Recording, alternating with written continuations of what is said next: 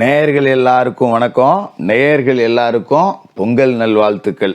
அதாவது இந்த வீடியோவில் குரோதி வருடம் 2025 வருடத்திற்கு உண்டான தை மாத ராசி பலன் அப்படிங்கிறது தான் நம்ம பார்க்க போகிறோம்.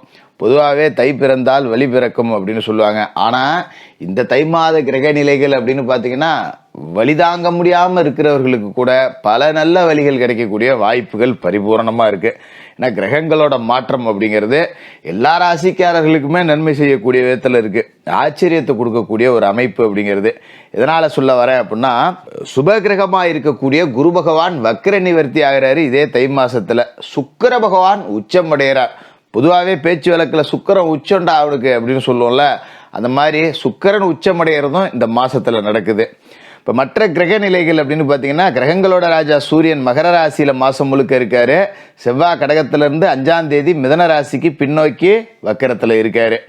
புதன் தனுசு ராசியில் இருக்கார். தை மாதம் 6ஆம் தேதி மகர ராசிக்கு போய் புதாதித்ய யோகத்தை விடுகிறாரு. 23ஆம் தேதி கும்பராசிக்கு போகிறார். குரு பகவான் ரிஷப ராசியில் தை மாதம் 29ஆம் தேதி வக்கர நிவர்த்தியாகி பலமடைகிறார். சுக்கிர பகவான் கும்பத்தில் இருக்காரு. தை 15 மீனத்துக்கு போய் உச்சமடைகிறார். உச்ச சுக்கிரனோட ஆட்டம் ரொம்ப அற்புதமாக இருக்கும். இது மாதிரி சனி பகவான் கும்பராசியில் இருக்காரு. ராகு மீனத்திலையும் கேது கன்னிராசிலையும் இருக்காங்க.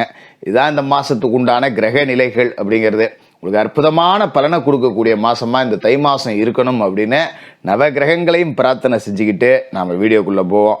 மகர ராசி நேயர்களே, உங்களுக்கு இந்த தை மாதம் எப்படி இருக்குது அப்படின்னு பார்த்தீங்கன்னா, பொதுவாக தைக்கும் மகரத்துக்கும் ஆகாது. ஏன்னா ராசிக்கு பகை கிரகமான சூரிய பகவான் ராசிக்குள்ளேயே வர்ற மாதம்தான் இந்த தை மாதம் அப்படிங்கிறது. அதனால் பொதுவாகவே பார்த்திங்கன்னா தை அப்படிங்கிறதும் மகரத்துக்கும் 7ஆம் பொருத்தமாக தான் இருக்கும். அப்படிப்பட்ட கிரக அமைப்புகள் கொண்ட இந்த மாதத்தில் மற்ற கிரகங்களால் அப்படியே தலைகீழாக மாறப்போகுது. என்னடா இது, வழக்கமாக தை மாதம்னா நமக்கு ஒரு மாதிரி தரித்திரம் பிடிச்ச மாதிரி தான் இருக்கும்.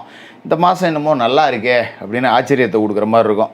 வழக்கமாக பார்த்தீங்கன்னா நீங்கள் பழசை யோசித்து பார்த்தா கூட தெரியும், பொங்கல் செலவுக்கே கையில் காசு இல்லாமல் தடுமாறக்கூடிய நபர்கள் மகர ராசிக்காரர்களாக தான் இருப்பாங்க.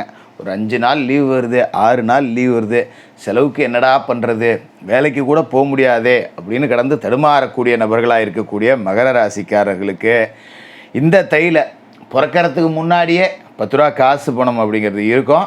அதனால் இந்த தை மாதத்தை பார்த்து நமக்கு ஆச்சரியமாகவும் இருக்கும். வாழ்க்கையிலேயே சந்தோஷமாக 10 ரூபாயை வச்சுக்கிட்டு ஒரு பொங்கல் கொண்டாடுறேன் அப்படின்னா அது இந்த பொங்கல் அப்படிங்கிற மாதிரி தான்.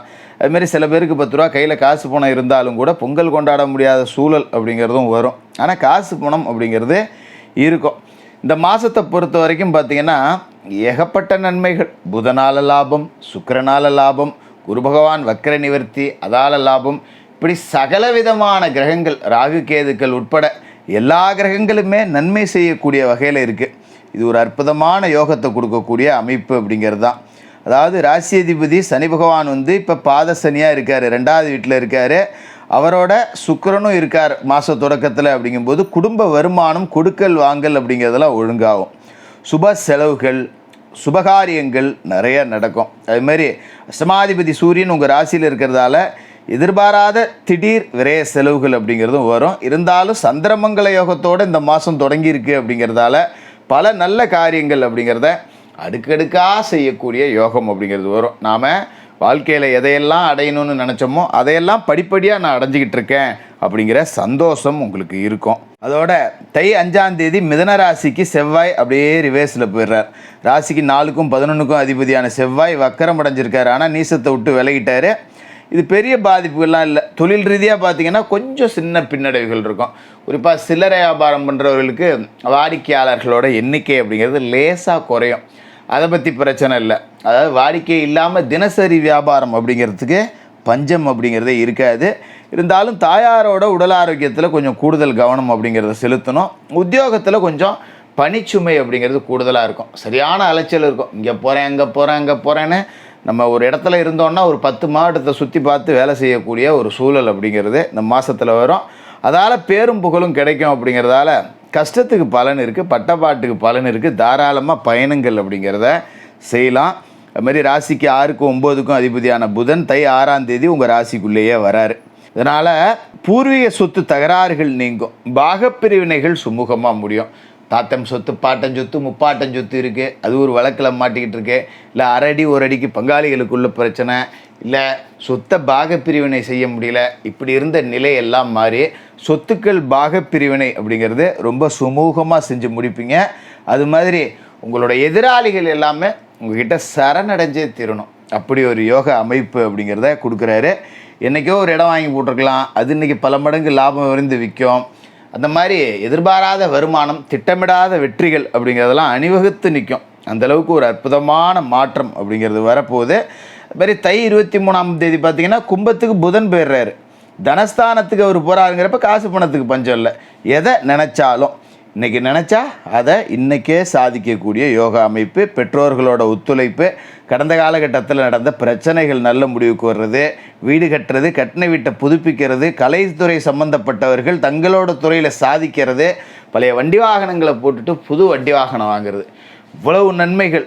மகர ராசிக்காரர்கள் ஆச்சரியப்படக்கூடிய நன்மைகள், ஒரு தாறுமாறான வளர்ச்சி அப்படின்னு இந்த தை மாதத்தை சொல்லலாம். ரொம்ப நாளைக்கு பிறகு மகரத்துக்கு நல்லா இருக்குது, மகரம் சிகரம் ஏறப்போகுதுன்னு சொல்லக்கூடிய அளவுக்கு கிரகங்களோட நிலை அப்படிங்கிறது உங்களுக்கு சாதகமாக இருக்குது. இதில் எல்லாத்தையும் விட சிறப்பு என்னன்னு பார்த்தீங்கன்னா தை மாதம் 15ஆம் தேதி சுக்கிரன் உச்சம் மீனராசிக்கு போய் சுக்கிர பகவான் உச்சமடைகிறார். சுக்கிரன் யாருன்னா உங்களோட ராசிக்கு யோகம் செய்யக்கூடிய கிரகம்.